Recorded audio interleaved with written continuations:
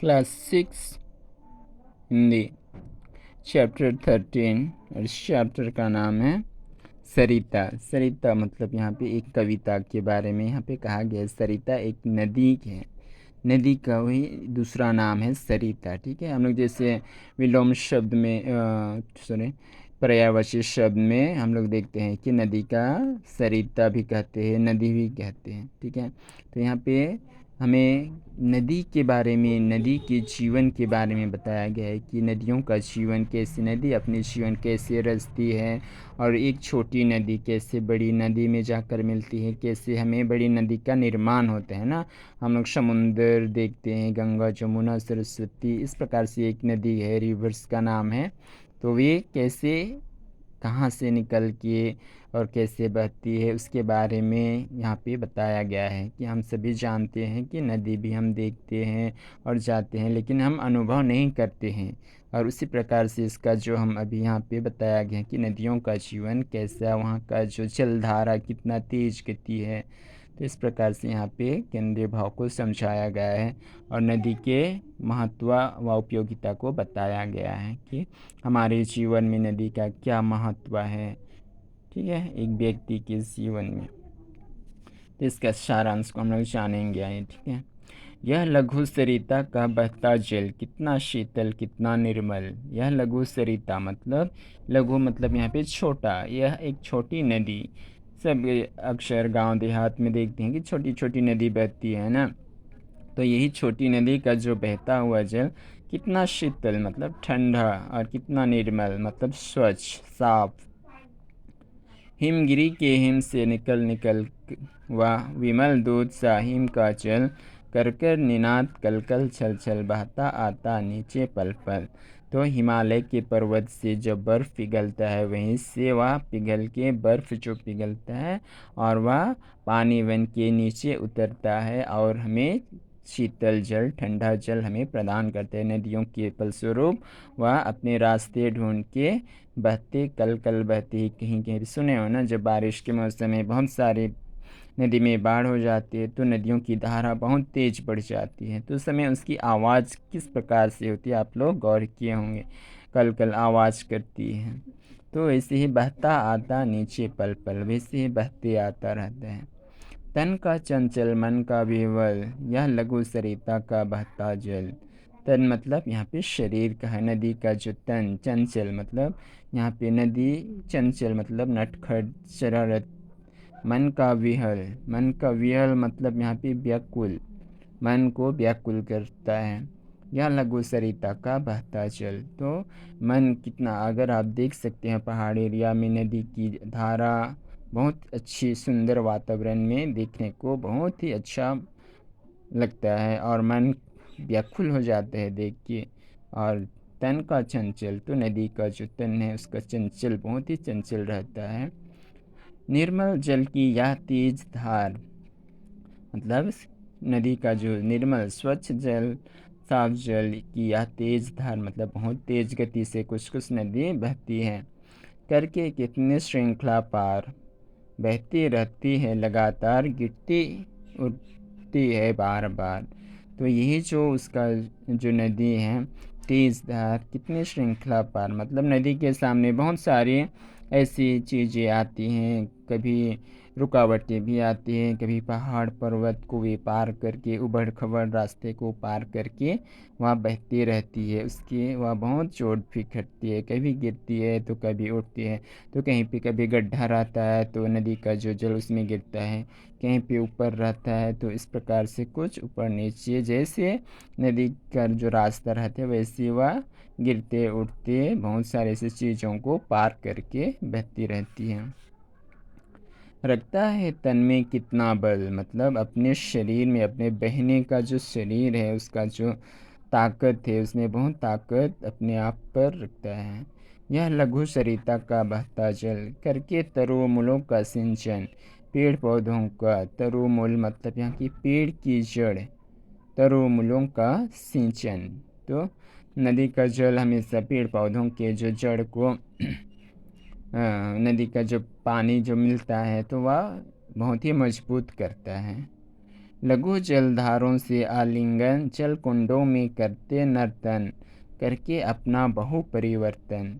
तो यह जल, लघु जल मतलब छोटा सा जल, धारों से आलिंगन, जल कुंडों में करते नर्तन। तो जैसे जैसे जहाँ पे जैसे जगह मिलती है, तो कहीं पे गड्ढा हो गया है तो कभी कभी वह घूमते रहते हैं ना, तो उसी को यहाँ नर्तन मतलब कभी नाचने की जैसा होती है, कभी कहीं पे सुरंग जैसा हो जाती है, तो वह अपने आप ऐसे घूमती रहती है नदी का जो जल, और इसे वह अपने परिवर्तन करते रहता है।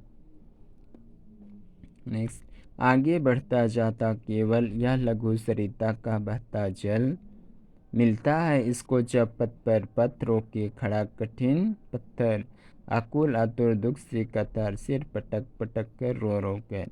तो जब बहता है तो इसके रास्ते में बहुत सारे ऐसी कुछ रुकावटें भी आती है, कंकड़ पत्थर, तो उसको भी वे सह के पार करती है। तो इसके सामने बहुत सारे दुख तकलीफ भी आती है, तो वह सिर पटक पटक कर रो रो कर, कहने का अर्थ है वह उसको कितना कष्ट होता होगा ना। करता है कितना कोलाहल मतलब बहुत ही शोर मचाती है नदी, नदी की धारा कभी तेज हो जाती है तो बहुत ही आवाज़ होने लगती है ना। यह लघु सरिता का बहता जल, नित चलकर भी कितना शीतल, यह लघु सरिता का बहता जल, तो यह कितना शीतल, ठंडा मतलब शीतल को ही ठंडा कहा गया है, तो वह बहते बहते जाता है, फिर उसको भी शीतल कहा गया है। तो ये इतना दुख कष्ट होते हुए भी वह हमारे लिए, हम सभी मनुष्य प्राणियों के लिए वह कितना शीतल जल देता है कि नहीं। अगर किसी को कोई दुख कष्ट पहुंचता है तो वह उतना ये नहीं होता है, लेकिन नदी के महत्व को हम समझे, क्योंकि वह उसके रास्ते में भी बहुत सारी रुकावटें आती हैं और वह शीतल जल प्रदान करता है। ठीक है, कितना कोमल कितना वत्सल, जननी का वह अंतस्थल, जिसका वह शीतल करुणा जल, बहता रहता युग युग अविरल, गंगा जमुना सरयू निर्मल, या लघु सरिता का बहता जल। तो कितना कोमल मतलब कितना नरम कोमल, कितना वत्सल, जननी का वह अंतस्थल, एक जननी स्त्री के दर्जा दिया गया है कि स्त्रियों का जो शरीर होता है इतना कोमल वत्सल होता है ना, उस प्रकार से वह सब चीज़ हमें प्रदान करती है एक माँ, एक स्त्री, महिला। ठीक है, उसी प्रकार से यह हमें बहुत कुछ हमारे जीवन के लिए यह देती है, नदी का जो बहता जल। ठीक है, और ये बड़े बड़े गंगा जमुना सरयू निर्मल, तो ये बड़े बड़े गंगा जमुना सरस्वती, ये जो बड़ी बड़ी नदी है वे भी छोटी छोटी नदी ही आग नीचे जाके समुद्र में जाके मिल जाती है, और अलग अलग नामों से इसको जाना गया है लिया। तो हमारे जीवन में बहुत ही महत्व है यह लघु सरिता का बहता जल।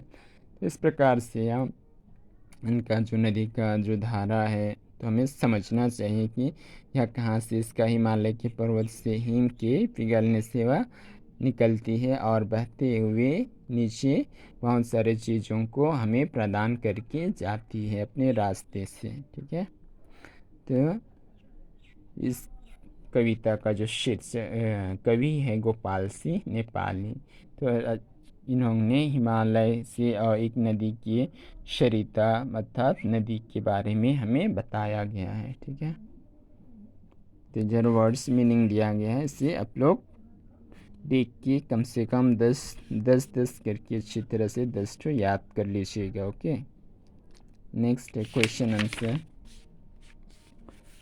क्वेश्चन आंसर मैंने इसमें किताब में ही कर लिया हूँ, उसे आप लोग अच्छी तरह से उतार लीजिएगा। जैसे सरिता का जल कैसा है, फुल सेंटेंस में लिखिएगा। ओके, सरिता का जल शीतल और निर्मल है। सरिता कहाँ से निकलती है, सरिता हिमगिरी से निकलती है।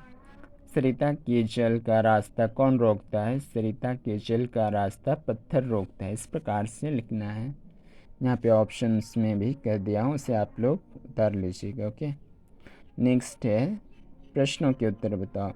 सरिता का तन और मन कैसा है, चंचल और विहल। सरिता अपना रूप कैसे बदल लेती है, जल कुंडों में नर्तन करके। सरिता कब दुखी होकर शोर मचाने लगते हैं, पथ पर जब पथ पर पत्थर रोकने पर, ठीक है, पत्थर जब आ जाती है तब। सरिता की तुलना जननी से क्यों की गई है? क्योंकि यह कोमल और वात्सल्य है। गंगा जमुना सरयू जैसी महान नदियाँ कैसे बनी? इस छोटी नदियाँ के बहने से, ठीक है। तो इस प्रकार से यहाँ पे मैंने क्वेश्चन का आंसर लिख दिया हूँ, उसे आप लोग अच्छी तरह से याद कर लीजिएगा उतार के, ओके। और इधर से किया गया है, इसे अपने नोट कॉपी में उतार लीजिएगा और पढ़ने की कोशिश कीजिएगा, ठीक है।